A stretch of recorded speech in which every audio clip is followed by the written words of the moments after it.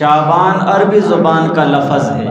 اور اس مہینے کو شعبان اسی لیے کہا جاتا ہے کہ بعض اہل علم حضرات نے فرمایا شعبان کے معنی ہے پھیلنا،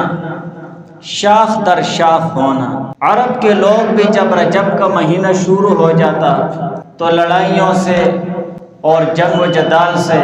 آرام سے اپنے گھروں میں بیٹھ جاتے، اس لیے کہ رجب کا مہینہ حرمت والا ہے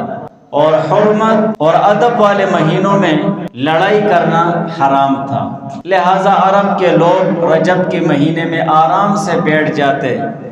لڑائیاں وغیرہ کرنے سے، اور جیسے رجب کا مہینہ ختم ہو جاتا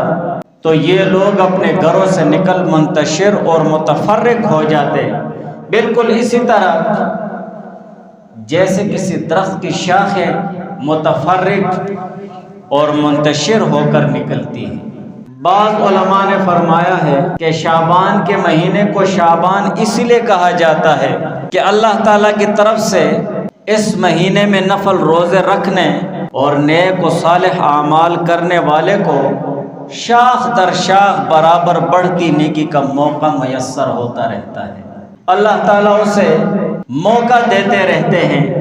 توفیق دیتے رہتے ہیں مزید نیک صالح عمل کرنے کے لیے اور مزید نفلی روزے رکھنے کے لیے، گویا کہ اس مہینے میں خیر و برکت کی شاخیں پھوٹتی ہیں،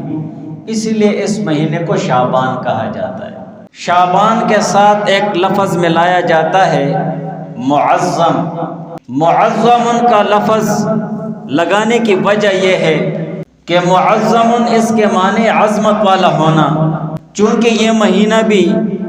شریعت کی نظر میں بہت زیادہ عظمت اور شرافت والا ہے، اس لیے اس مہینے کو شعبان المعظم کہا جاتا ہے۔